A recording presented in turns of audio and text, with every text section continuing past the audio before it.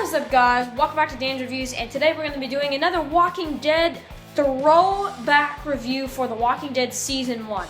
Now, if you don't know what this little mini-series is, I've actually gone back since The Walking Dead has been off for a good month now. I've actually gone back and actually started to review some of the early Season 1 episodes of The Walking Dead. So far, I've reviewed Episode 1, the pilot, and I've reviewed Episode 2. Today, I'm going to be reviewing Episode 3. Now, when I reviewed Episode 2, that was like literally 2 weeks ago now.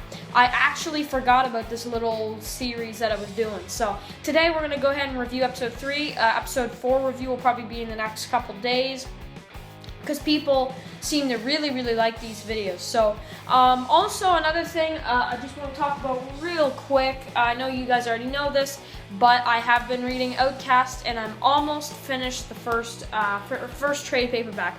As you can see where my bookmark is. Yeah, I'm near the end, which is very unfortunate, but once I finish it, I will be able to review it. So probably around like Wednesday, I'll have a review up. So probably on Wednesday, I'll have my Outcast review, and I'll have my issue 167 review, is what I'm going to guess. Either on Wednesday or Thursday, I'll be finished this. So that's really cool as well. Yeah. And also at some point in time this week, I'm going to go to the shop, and I'm going to pick up the first volume of Invincible, so that's awesome as well. So anyway, guys, Season 1, Episode 3, Tell It to the Frogs. This is an amazing episode for me. You know, Season 1 is a season that I don't really have almost any problems with. It's the best first season of a TV show I've ever seen. And for that reason, it is just awesome. I mean, seeing our characters, seeing what they go through, it is just awesome in Season 1 to kind of see how they evolve in the first season to this world. So we start off with Merle. He's tied up on the roof, and he's basically saying, "I'll never beg you again." He's saying that to God, basically. And I actually like that scene because he says that again to Daryl in the Season 3, Episode 15 scene. The governor. He says that, "I ain't gonna beg. I ain't begging you." He didn't say that. If people were confused by that scene, he wasn't saying that to the governor. He was saying that to God. "I ain't gonna beg. I ain't begging you." He said that in this episode, and then he said that in his last episode, This Sorrowful Life, Episode 15 of Season 3. So if you guys didn't know that, there you go. So, cool intro.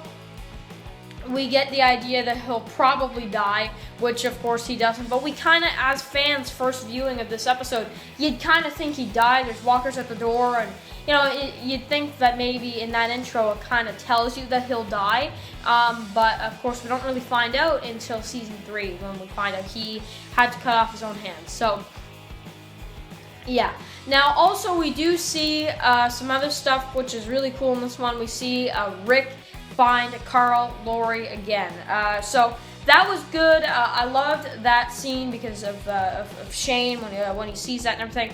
Really awesome scene. Very touching too. Really good. And I love that part. And I love when Glenn comes back and he's like, "Man, turn that thing off, right?" And he's like, "I don't know how," and I love it because then Glenn is like, kind of cool car, and I love it because then Dale's like, "Yep, okay." So, really awesome scene there. I love seeing Dale, I love seeing Andrea, I love seeing Glenn and some of the characters that are dead, even Shane and some others. Just love it. So, really awesome stuff there.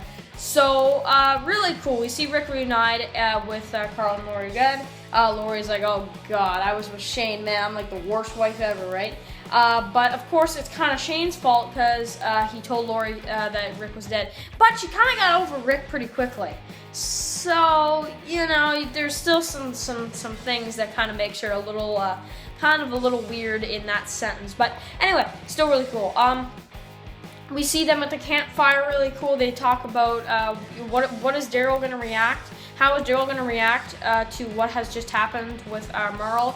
And of course, kind of later on, we see some more Rick and Lori scenes. We see them in the tent, so that was good as well. And then we see Daryl in the next day. Rick wakes up Lori lets him sleep in.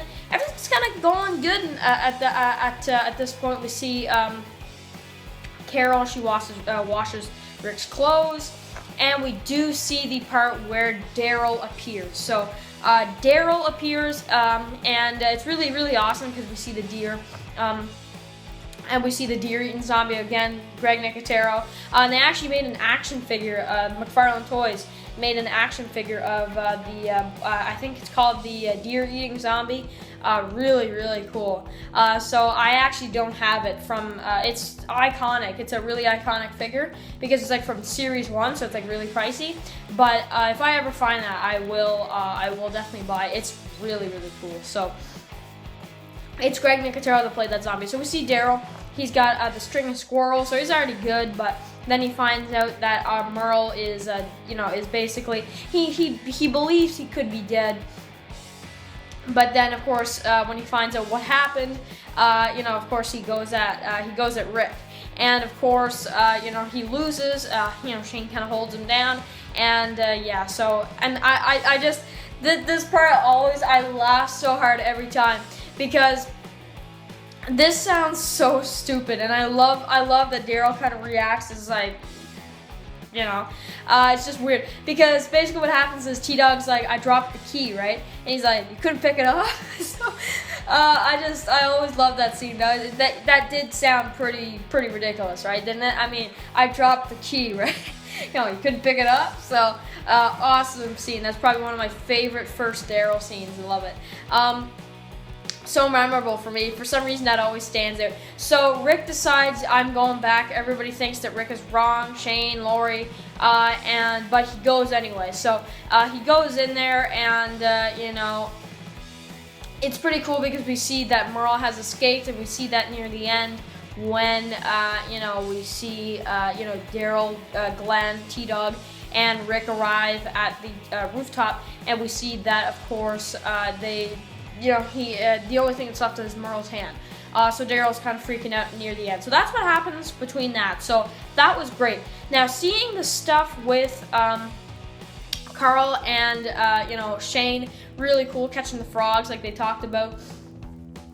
And also seeing the stuff with, Andrea, Amy, not too bad. But then seeing the ending, when Shane beats up, Ed, oh my god. Because he lays his hands on Carol, and he does not like that, punches Carol in the face, and then Shane just immediately grabs him and beats him to a pulp. So that was absolutely awesome. I really love that scene. That was just, when I saw that scene, I was like, you know what? The guy deserved it. He was putting his hands on a woman, and I was like, you know what? Like, that's dark. So, you know what?